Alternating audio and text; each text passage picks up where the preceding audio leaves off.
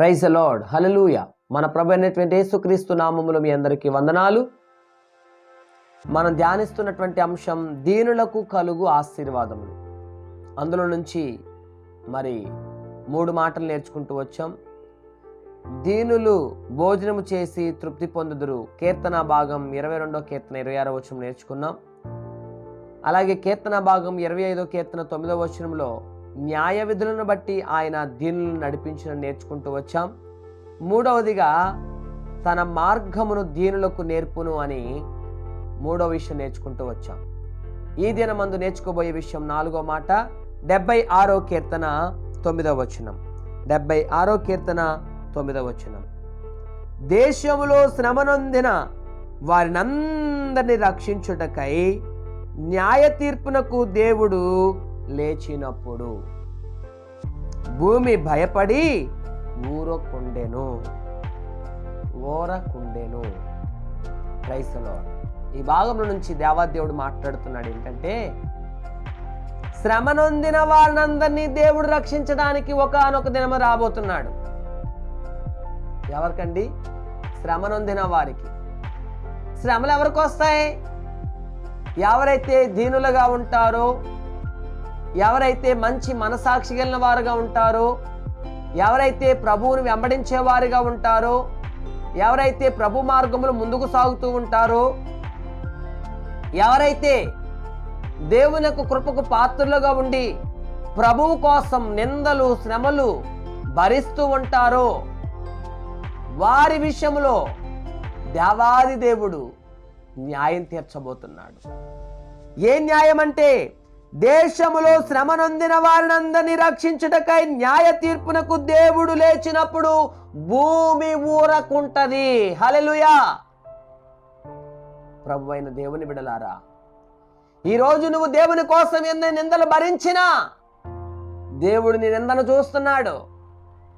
అందుకే అంటున్నాడు, నా నిమిత్తం జనులు మిమ్మల్ని నిందించి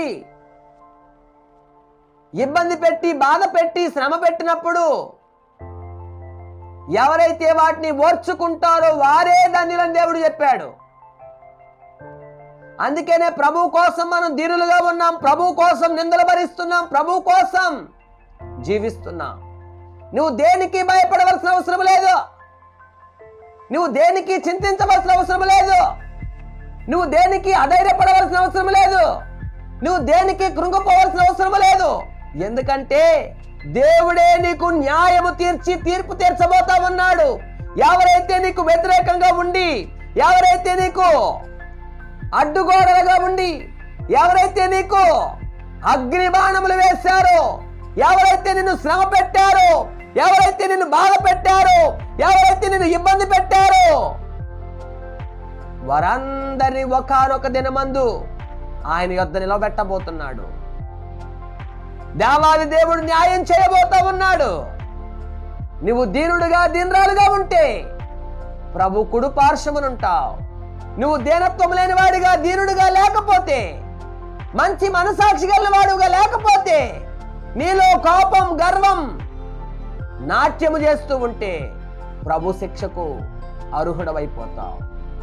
అందుకే ప్రభు శిక్షకు నువ్వు అర్హుడుగా కాకుండా ఉండాలి అంటే, ప్రభు మార్గంలో ఉండాలి అంటే దీనుడుగా ఉండాలి. ప్రభు తీర్పు తీర్చబోయే సమయమందు నీవు ఆయన వేసే తక్కెడ తూకములో మంచి పనిముట్టుగలిగా, మంచి ఆయుధము కలిగిన వాడవుగా, ప్రభు వైపే నెగ్గేవాడుగా నువ్వు ఉండాలి.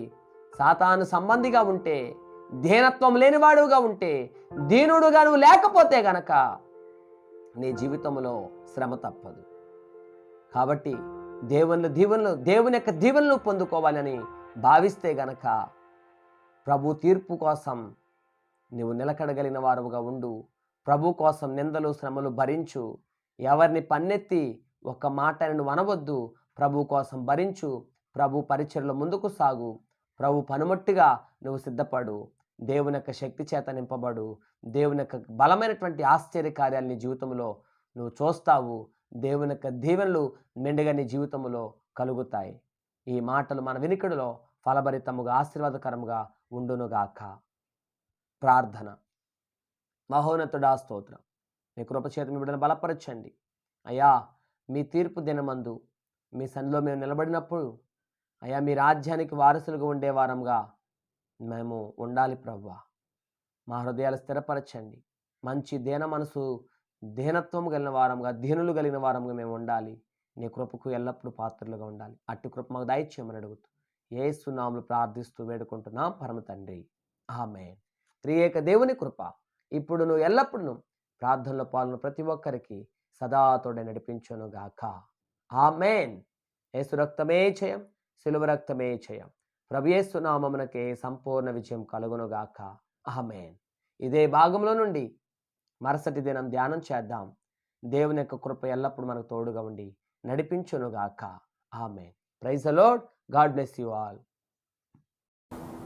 ఈ వాక్యము చేత మీరు ఆదరించబడ్డారని మేము విశ్వసిస్తున్నాము.